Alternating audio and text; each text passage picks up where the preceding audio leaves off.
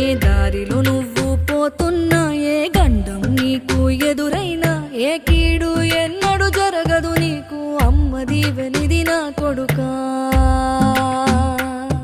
ఈ దిక్కులు నీతో కదిలేను, ఆ చుక్కలి దిష్టి తీసేను, ఏ గాలి ధూళి సోకదు నిన్ను, అమ్మ దీవెనిది నా కొడుకా. ఏ పిడుగుల చప్పుడు వినపడినా, ఏ బూచోడి